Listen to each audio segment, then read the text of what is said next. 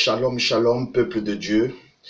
Que la grâce d'Adonai, Yehoshua Mashiach, soit avec vous.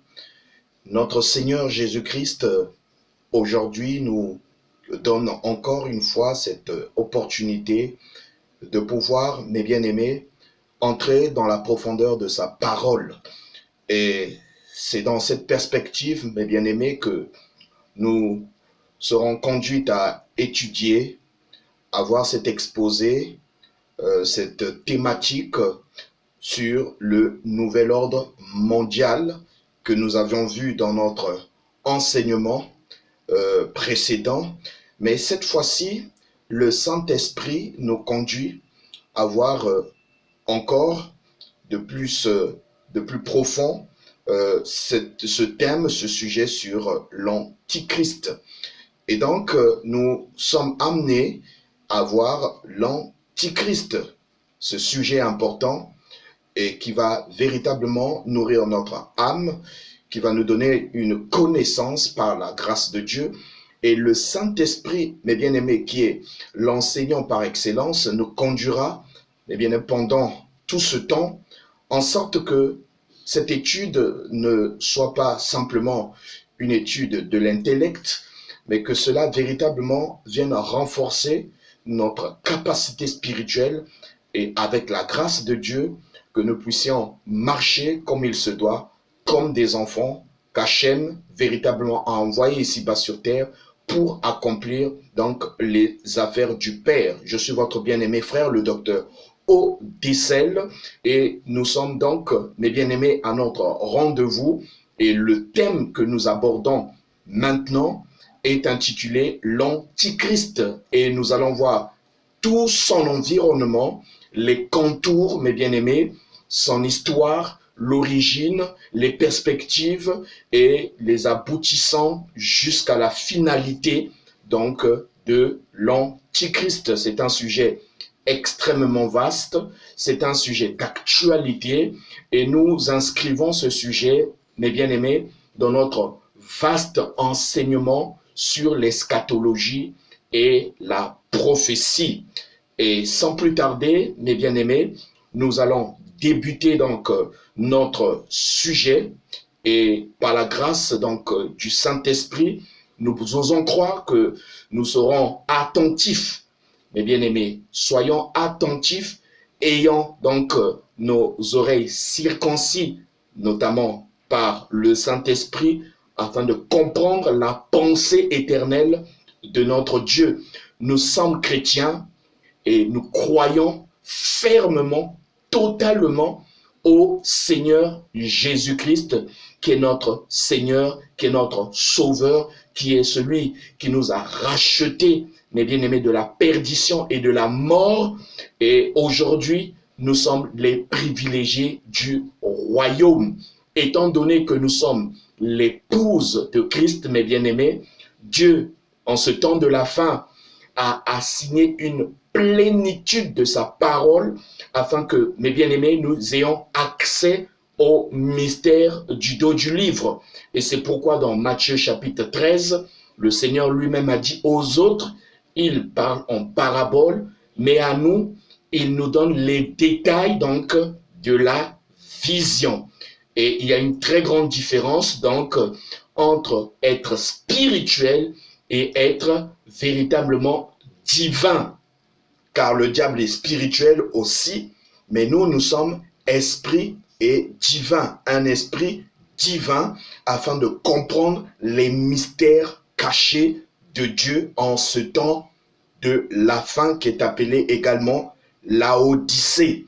Et donc, mes bien-aimés, nous allons pouvoir lire certains passages bibliques qui vont nous aider à comprendre l'ossature donc de notre enseignement sur le thème de l'Antichrist qui fait effectivement partie de ce vaste enseignement sur le nouvel ordre mondial que vous pouvez retrouver sur notre chaîne YouTube Rhéma la Parole, et nous donnons régulièrement des enseignements pour pouvoir édifier le corps de Christ dans son ensemble.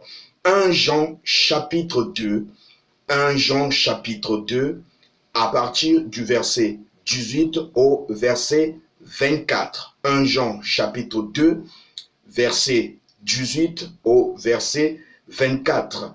Ayant une pensée pour l'Éternel et priant, mes bien-aimés. Hachem Elohim, toi qui es notre Dieu, toi qui es le roi des rois, le Seigneur de gloire, nous te bénissons, Papa, et nous t'invitons par ton esprit à nous édifier au travers donc de cette thématique sur l'Antichrist, Seigneur. Nous ne connaissons absolument rien, mais seul ton Esprit Saint nous permettra de saisir véritablement ce que le Dieu Tout-Puissant souhaite nous communiquer. En toi, Seigneur, nous épouse, nous venons nous réfugier sous le sang de Jésus et que toute œuvre du diable contre nous soit nulle et sans effet dans le puissant et précieux nom de Jésus. Père, nous voulons être ravis dans les cieux et être trône afin d'écouter attentivement, Seigneur, cet enseignement. Instruis-nous et bénis-nous dans le puissant et précieux nom de Jésus-Christ. Amen. Que Dieu vous bénisse, mes bien-aimés. Que la grâce de Dieu soit avec vous. Et ensemble, nous allons cheminer dans cet exposé, dans cette étude sur le sujet de l'Antichrist. Éventuellement, si vous avez des questions, n'hésitez pas à nous les poser sur Rhéma la Parole, donc notre chaîne Rhéma la Parole YouTube. De même, sur Facebook, Rhéma la Parole, mes bien-aimés.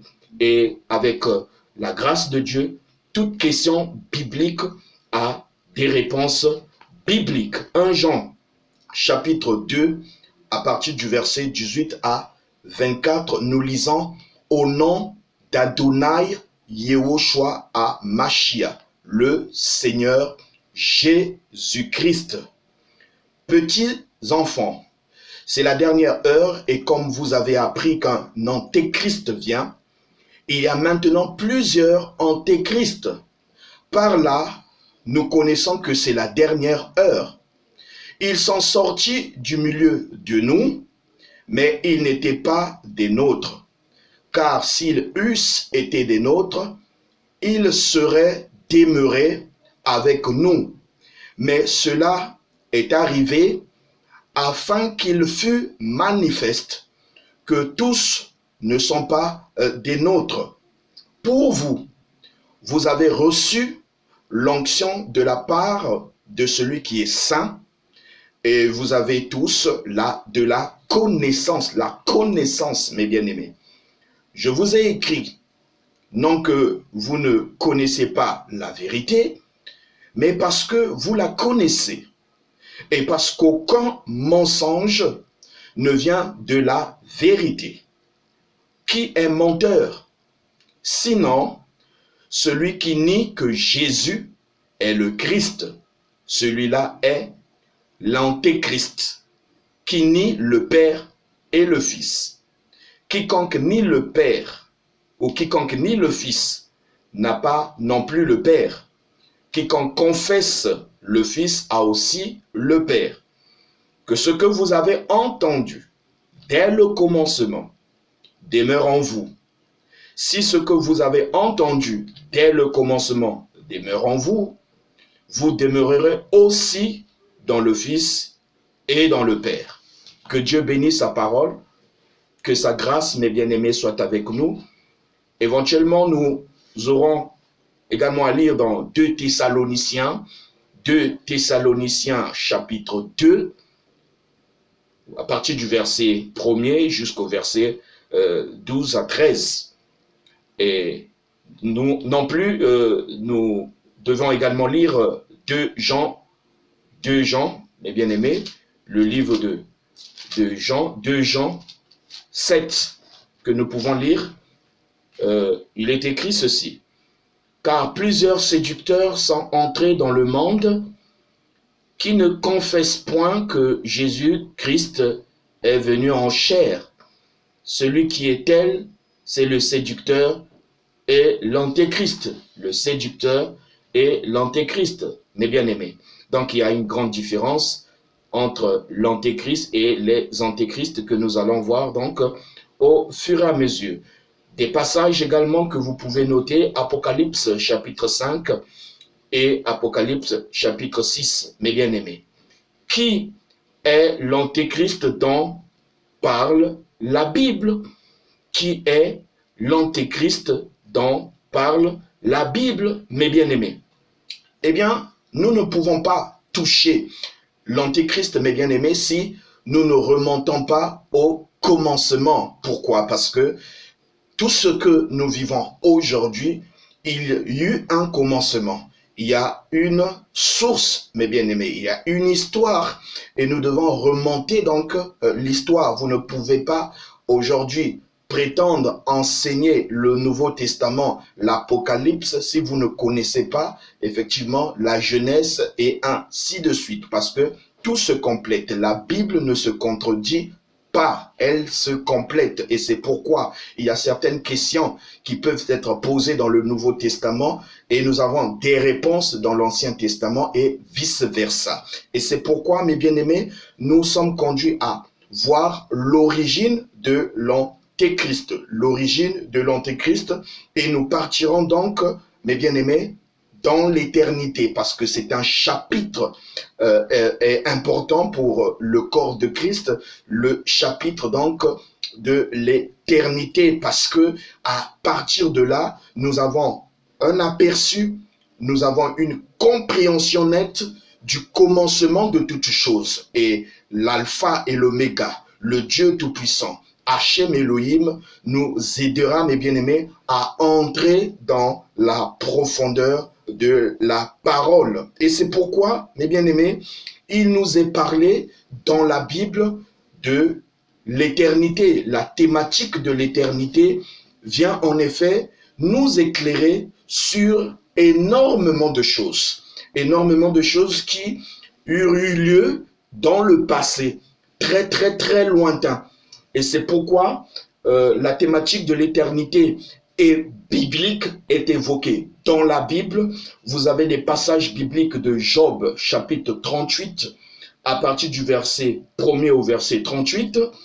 Vous avez Proverbes, chapitre 8, à partir du verset 22 à 36. Vous avez le cantique donc de David 90, verset 2, et le cantique de David 93. Sans oublier Ecclésiaste chapitre 3, verset 11. Ecclésiaste, mes bien-aimés, chapitre 3, verset 11, que nous allons pouvoir lire, mes bien-aimés. Ecclésiaste chapitre 3, verset 11, il est dit ceci: « Il fait toutes choses bonnes en son temps, même il a mis dans leur cœur la pensée de l'éternité, bien que l'homme ne puisse pas saisir l'œuvre que Dieu fait du commencement jusqu'à la fin. » Et donc nous ne pouvons pas, stricto sensu, toucher l'antéchrist, mes bien-aimés, ce sujet important, sans pour autant, mes bien-aimés, aller dans l'éternité, parce que tout commence là-bas. Et ceux qui sont réellement élus de Dieu, fils de Dieu, doivent comprendre ces mystères. Ces mystères sont évoqués, mes bien-aimés, dans ce livre mystère que nous appelons donc le mystère du dos du livre et qui a été dévoilé, nous l'avons vu dans nos études précédentes. À partir de là, mes bien-aimés, nous avons une compréhension des mystères de Dieu uniquement par la grâce du Roi Kodesh qui est le Saint-Esprit. Et donc, qu'est-ce qui s'est passé dans l'éternité? C'est notre origine, l'origine des élus de Dieu, des fils et des filles de Dieu. Nous ne sommes pas, mes bien-aimés, un fruit du hasard. Nous n'avons pas été parachutés dans le bas monde ici comme cela uniquement, non, mais nous faisons partie du plan de Dieu, du projet de Dieu. Nous sommes le but, nous sommes la cause du projet divin, du plan de Dieu.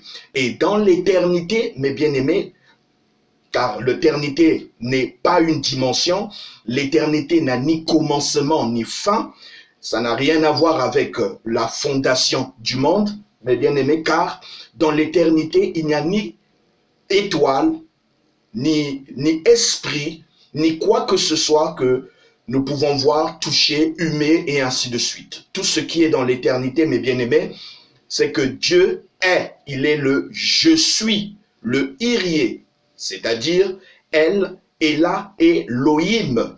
Elle est là Elohim, celui qui existe par lui-même en français. Elle est là Elohim, c'est de l'hébreu. Et donc, mes bien-aimés, elle et l'Elohim a un projet. Et donc ce projet était notamment de nous manifester comme étant des dieux, car nous sommes une portion, mes bien-aimés, de la divinité de Dieu.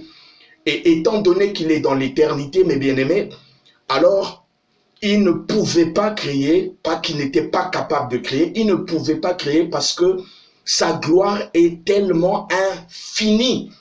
Et cela n'a rien à voir avec la gloire de la Shekinah que nous connaissons sur le mont Sinaï. La véritable gloire de Dieu est incommensurable et nous ne pouvons même pas, mes bien-aimés, quantifier cette gloire ou l'exprimer en tant que telle, car aucun langage humain, aucune vue humaine ne peut véritablement évoquer donc la forme véritable de El et la Elohim.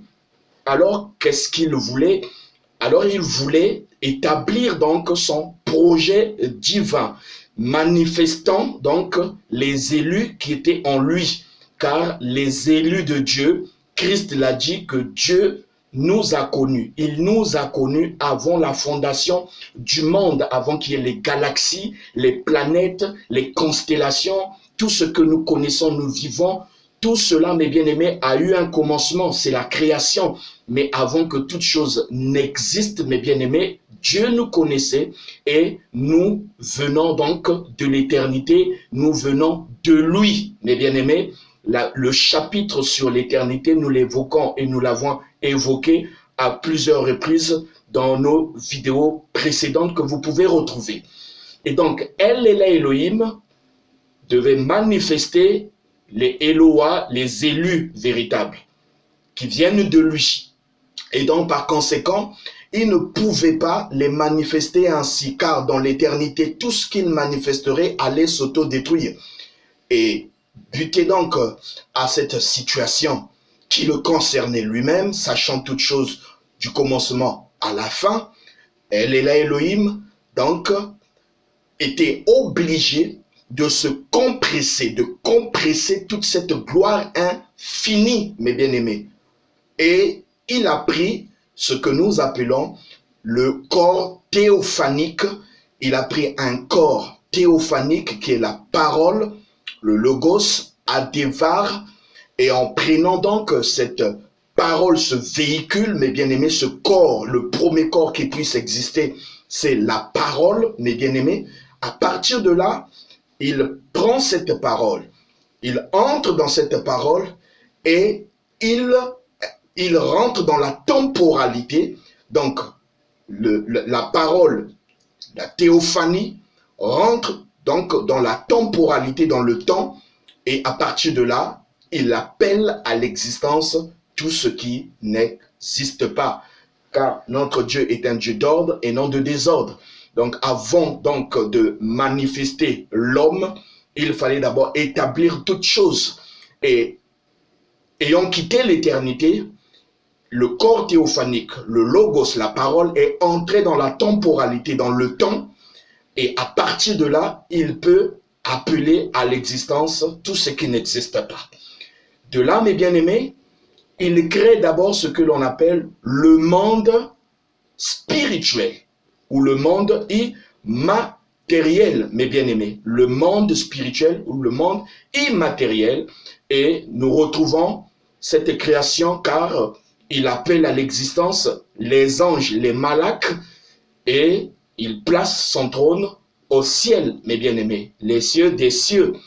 Et tout cela, ce décor des cieux, du trône, nous retrouvons cela dans Apocalypse chapitre 4, où vous voyez qu'il y a un trône, c'est une image, c'est prophétique, mes bien-aimés, et autour du trône, se trouvent les 4 êtres vivants, les 24 vieillards et le reste donc de l'armée céleste. Et celui qui est assis sur le trône, que les anges n'avaient pas encore vu, mais percevaient juste sa gloire. Et donc de là, mes bien-aimés, Hachem Elohim, ou Havaïe, a eu à créer le monde immatériel, le monde spirituel ou le monde des anges. Ensuite, il a créé le monde physique ou le monde matériel que nous connaissons et que nous étudions, mes bien-aimés, chaque fois dans nos écoles, nos universités et autres. Bien. Et donc, à partir de là, nous voyons dans la création, nous voyons la première création, c'est-à-dire d'abord une partie de la création qui est celui du monde immatériel des anges. Voilà, le monde spirituel. Ensuite, nous avons le monde physique ou matériel. Bien, nous ne pouvons pas tout toucher parce que ce n'est pas véritablement l'objet de notre étude. La création, c'est un autre enseignement. Mais ici, nous sommes sur notre thématique de l'Antichrist. Et pour comprendre cela, mes bien-aimés, alors au ciel, il y avait de l'harmonie, puisque les anges, mes bien-aimés, étaient bien organisés, bien structurés.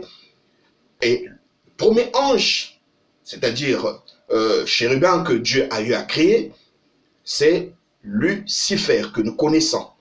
Et nous retrouvons des passages bibliques où il est parlé de lui, Lucifer en tant que tel. Ésaïe chapitre 14, que vous lirez, mes bien-aimés, Ésaïe chapitre 14, versets 12 à 17. De même, Ézéchiel chapitre 28, à partir donc du verset 11 au verset 19 dans l'Ancien Testament. Donc, ces passages bibliques, mes bien-aimés, nous parlent clairement de Lucifer, du diable, de Satan, ce démon, mes bien-aimés, ce diable qui a été précipité, qui a été chassé du ciel, mes bien-aimés. Mais il a vécu dans la présence de Dieu. Et lorsque vous lirez donc cette chute de Satan, Lucifer, ces passages bibliques, vous comprendrez d'où est venu le malheur de cette terre où nous sommes réellement.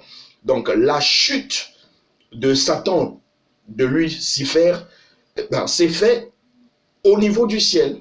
Pourquoi? Parce que il y a eu guerre au ciel.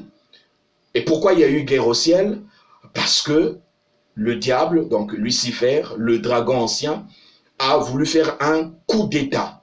Donc, il s'est passé une situation, mes bien-aimés, de rébellion au ciel. Il y a eu une partie donc des anges, un tiers des anges qui se sont rebellés vis-à-vis de leur créateur, Hachem et Elohim. Et donc, celui qui était à la tête de la rébellion n'est autre que Satan, donc le père du mensonge, comme cela est écrit dans le passage de Jean, chapitre 8, verset 44. Et nous voyons donc, mes bien-aimés, depuis l'Ancien Testament, donc, cette histoire de la chute, donc, du diable, de Satan. Et il a voulu être à la place de Dieu. Pourra yépéphem, qui peut priver Dieu de son trône, mes bien-aimés.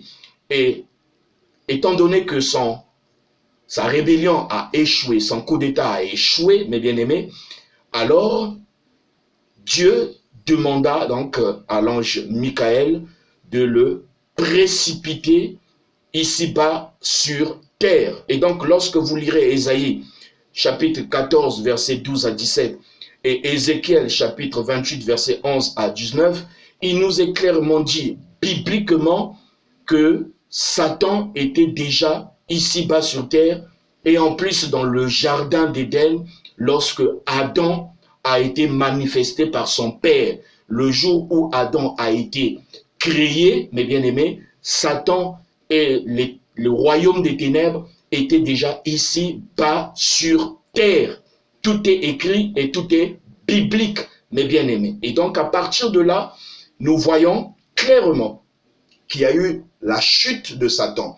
Et cela a été bien expliqué dans le livre d'Apocalypse, Apocalypse chapitre 12, à partir du verset 7 à 12. Apocalypse, mes bien-aimés, chapitre 12, que nous lisons, chapitre 12, à partir du verset 7 à 12, que nous allons lire. Et il y eut guerre dans le ciel. Michael et ses anges combattirent contre le dragon, et le dragon et ses anges combattirent. Mais ils ne furent pas les plus forts, et leur place ne fut plus trouvée dans le ciel. Il était dans le ciel, sur la montagne de Dieu, mes bien-aimés. Il vient de là. Et il fut précipité, le grand dragon, le serpent ancien, appelé le diable et Satan. C'est toujours la même personne. Celui qui séduit toute la terre, et il fut précipité sur la terre. Et ses anges furent précipités avec lui.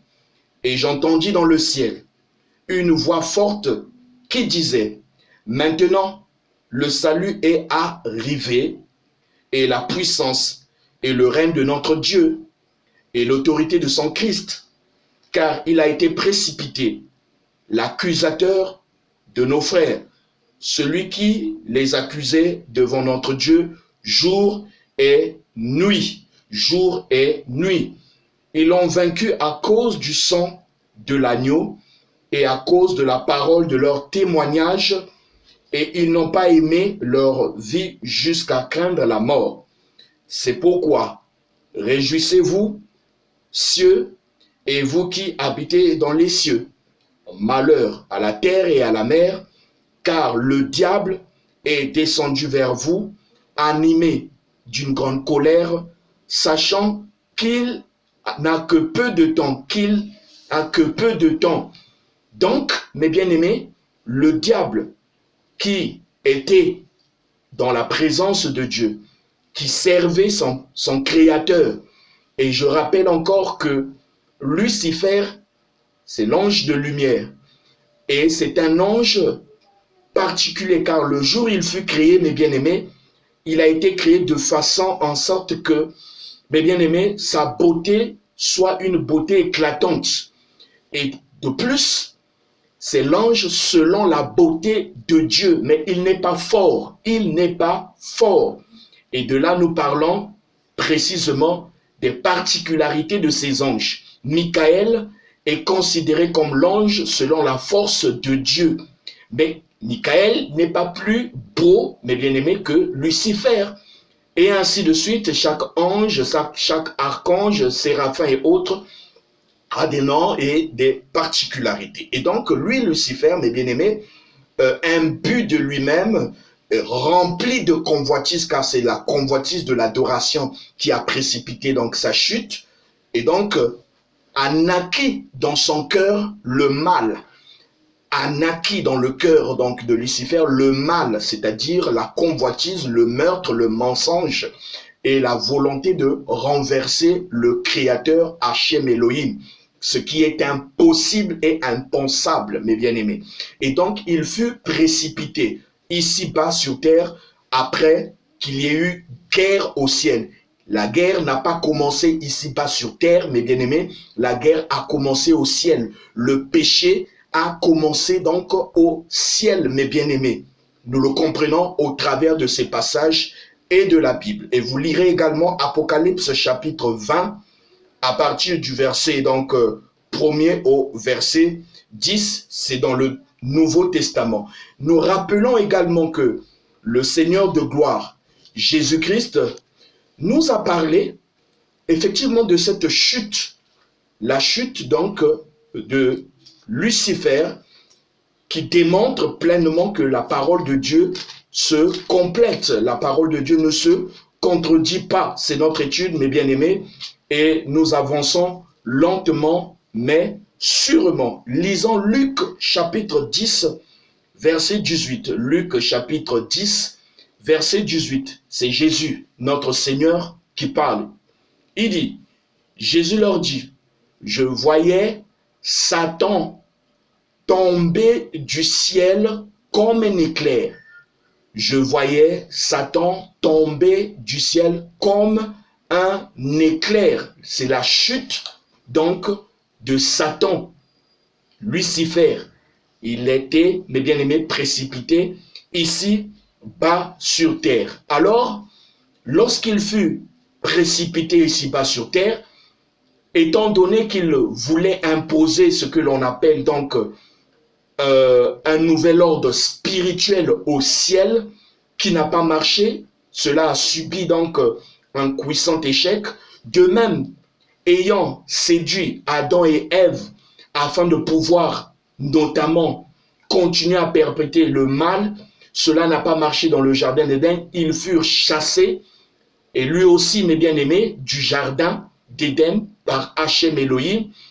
Et encore, cette vision du diable n'a pas pu avoir lieu dans le jardin d'Éden. Donc, la vision de Satan, de l'Antichrist, en fait, qui a commencé au ciel, n'a pas eu lieu au ciel. Et de même, dans le jardin d'Éden, cette vision de l'Antéchrist n'a pas eu lieu, parce qu'ils furent tous chassés du jardin afin que Adam et Ève n'aient pas accès à l'arbre de vie, mes bien-aimés. Et c'est pourquoi nous parlons du nouvel ordre mondial. Le nouvel ordre mondial, mes bien-aimés, est la vision de l'Antéchrist. C'est cette vision qu'il avait. Et le nouvel ordre mondial n'est autre que, mes bien-aimés, sui generis au nouvel ordre spirituel que Satan voulait établir au ciel. Malheureusement et heureusement pour nous, cela n'a pas marché. Mais bien-aimés, il fut précipité ici-bas sur terre. Et voyant que Adam et Ève étaient dans le jardin et qu'il était également dans le jardin, il a voulu séduire donc ce couple. Et Dieu, connaissant toutes choses, l'a renvoyé et la vision n'a pas pu s'établir donc dans le jardin d'Éden. Et c'est pourquoi, mes bien-aimés, nous remarquons que cette grande vision diabolique et satanique du nouvel ordre mondial est prônée par donc l'Antichrist, car l'Antichrist est avant tout un esprit. C'est un esprit, et un esprit qui n'a sans cesse cherché à nuire au plan de Dieu et aux enfants de Dieu. Et vous verrez notamment, mes bien-aimés, qu'après le déluge, donc à l'époque de Noé, ce slogan, ce leitmotiv que nous retrouvons encore aujourd'hui, celui de l'unité dans la diversité. L'unité dans la diversité. Qu'est-ce que cela veut réellement dire, mes bien-aimés? C'est d'instaurer, mes bien-aimés, un ordre nouveau. Oui, c'est d'instaurer un ordre nouveau, sui generis, donc du nouvel ordre spirituel ayant échoué au ciel. Et de même dans le jardin d'Éden, cela n'a pas abouti. Quoi? Notamment un gouvernement mondial, car le diable a été précipité. Il n'était pas seul avec les 1/3 donc des anges déchus. Et donc, mes bien-aimés, cette vision de l'Antéchrist doit et souhaite imposer son autorité et son pouvoir. Donc, le diable, l'Antéchrist, mes bien-aimés, souhaite imposer son autorité et son pouvoir. De même, il souhaite à tout prix être adoré et loué comme Dieu, car il a vu toutes ces choses au ciel. Il a vu comment les anges adoraient Hachem Elohim. Mes bien-aimés, vous pouvez lire cela dans Apocalypse chapitre 4. Tout est décrit, comment est-ce que les anges, les malaks, adorent l'Éternel des armées. Mais bien aimé, le diable lui aussi désirait et désire toujours être adoré comme Hachem Elohim. Donc, c'est de la convoitise. Et nous lisons 1 Jean chapitre 5 verset 19 pour nous faire comprendre, mes bien-aimés, que l'Antéchrist est véritablement un danger pour ce monde et pour un moment, je dis bien pour un moment, il a la main mise sur tout ce que nous vivons ici-bas sur terre.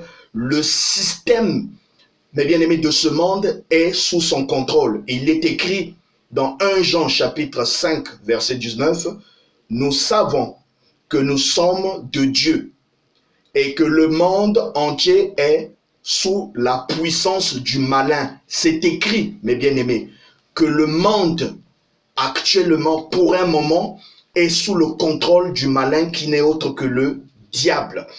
Et nous voyons donc qu'à partir de la tour de Babel, Genèse chapitre 10, Genèse chapitre 11, le diable a inspiré un homme du nom de Nimrod afin que cet homme, cet impie en fait, rassemble le peuple du monde pour construire une tour afin de défier Dieu au ciel, de défier Hachem Elohim. Malheureusement pour eux, heureusement pour nous, le trône de Babylone, c'est-à-dire cette tour de Babel, a été un objet de confusion car Dieu les a confondus. À partir de là, de même, mes bien-aimés, nous pouvons percevoir donc cet échec encore, une troisième fois, l'échec donc de la vision de l'Antichrist, c'est-à-dire le nouvel ordre mondial qui avait encore repris après le déluge. Donc, du fait que les hommes se sont multipliés sur la terre, le diable s'est choisi Nimrod pour pouvoir donc établir ce nouvel ordre mondial, cette vision antéchrist, mes bien-aimés. Mais cela n'a pas eu lieu car Dieu les a confondus. Babel qui veut dire confusion. Tous ont été dispersés et chacun allait avec l'autre selon la langue qui était parlée, car avant, on ne parlait qu'une seule langue ici-bas sur terre. Mais juste après la confusion de la tour de Babel, mes bien-aimés, il y eut le peuple des Chaldéens, les Chaldéens, versés dans le satanisme, dans toutes les pratiques occultes, tout ce qui est de l'œuvre de l'occultisme et de l'ésotérisme, mes bien-aimés, la magie noire, la magie rouge, la magie blanche, ils sont allés dans ces ruines de la tour de Babel qui avait été pratiquement détruite, cette tour, et ils ont invoqué le diable, ils ont invoqué tous les génies, les démons qui étaient encore là, mes bien-aimés, et ils ont été inspirés, et c'est eux les Chaldéens qui notamment ont bâti l'empire babylonien, qui est l'actuel Irak. Les Chaldéens, donc, mes bien-aimés, ont reçu la révélation, s'il faut le dire, l'inspiration impure, donc, du nouvel ordre mondial, de l'antichrist, du diable, pour pouvoir commencer, mes bien-aimés, ce processus de l'établissement, donc, de la vision de l'antichrist ici-bas sur terre.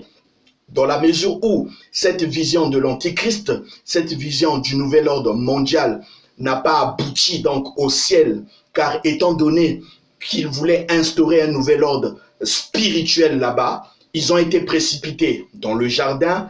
Il se trouvait, mes bien-aimés, pas qu'il a été précipité dans le jardin, mais le diable se trouvait dans le jardin après la chute, ici-bas sur terre. De même, il n'a pas pu embobiner entièrement, totalement Adam et Ève, mais bien aimé, il a été expulsé du jardin. Et de même, au temps de Noé, cela n'a pas marché, car il y a eu le jugement de l'eau, le déluge, la destruction donc des humains de la terre, et ensuite après, mes bien-aimés, la tour de Babel, qui est un défi, mes bien-aimés, une arrogance vis-à-vis d'Hachem Elohim, et de là aussi, il y a eu confusion. Mais le diable n'a pas croisé les bras. Le royaume des ténèbres, mes bien-aimés, n'a pas croisé les bras. Et donc, les Chaldéens ont été des véhicules du diable pour perpétuer, établir selon une procédure minutieuse, mes bien-aimés, cette vision du nouvel ordre mondial. Et nous voyons donc, selon l'histoire, donc, mes bien-aimés, que nous connaissons, il y a eu l'empire babylonien qui a connu l'apogée et la décadence, mais l'empire, mes bien-aimés, était fondé sur la vision de l'Antichrist, sur le nouvel ordre mondial et sur les velléités de l'Antichrist, le diable. Et lorsque l'empire babylonien a connu son apogée, il y eut la décadence parce qu'ils ont été renversés par l'empire des Mèdes et des Perses. Eux de même ont reçu, ont pris, ont hérité de facto, mais bien aimé, la vision de l'Antichrist, du nouvel ordre mondial, et leur base solide de l'empire était notamment enracinée sur ce satanisme, cette vision du diable.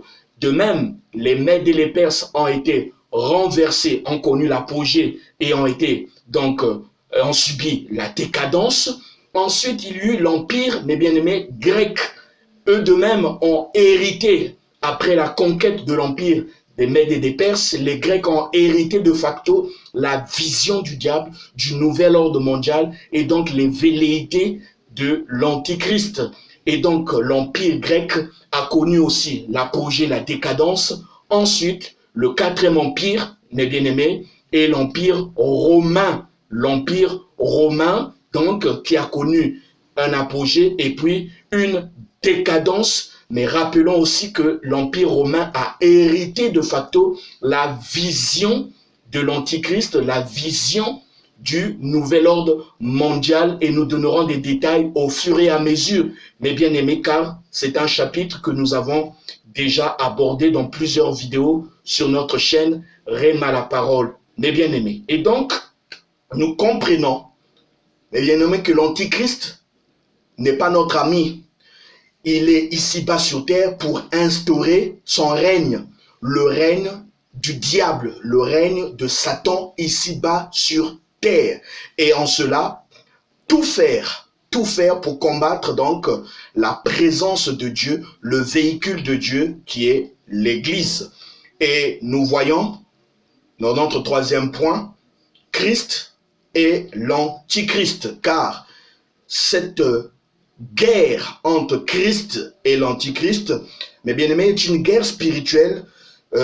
C'est une guerre, mes bien-aimés, spirituelle dans le temps, dans la temporalité. Et c'est justement cette guerre spirituelle qui est au centre de toutes les crises existentielles, mes bien-aimés, que nous connaissons ici-bas sur terre. Toutes les guerres que nous connaissons ici-bas sur terre, mes bien-aimés, sont notamment provoquées, je dis bien notamment provoquées dans sa base, dans sa racine, mes bien-aimés, par cette guerre spirituelle entre Christ et l'Antéchrist. Et c'est pourquoi nous pouvons voir le cas de Job qui illustre cela, mes bien-aimés. Job chapitre 1, versets 6 à 12, et vous lirez de même Éphésiens chapitre 6, versets 10 à 12. Je rappelle encore qu'il y a une guerre spirituelle, mes bien-aimés, entre le royaume de Dieu et le royaume de Satan ici-bas sur terre. Et toutes les guerres, mes bien-aimés, toutes les crises que nous connaissons depuis la nuit des temps a dans sa base, dans, mes bien-aimés, leur cause véritable, c'est cette guerre spirituelle donc entre Christ et l'Antichrist. Nous allons poursuivre, mes bien-aimés, dans notre prochaine vidéo, l'Antichrist et les antéchrists dans l'Église, selon ce que nous avons lu dans 1 Jean chapitre 2, versets 18 à 24. Il nous est parlé de l'Antéchrist et des antichrists qui sont dans l'Église, qui sont sortis du milieu de nous, et nous allons évoquer cela et d'autres points encore jusqu'à toucher en tant que tel aujourd'hui qui est l'Antéchrist, qui sont les antéchrists aujourd'hui et qu'est-ce qui se passe et qu'est-ce qui se passera encore et encore, car nous toucherons la prophétie et l'eschatologie. Shalom à vous, que Dieu vous bénisse.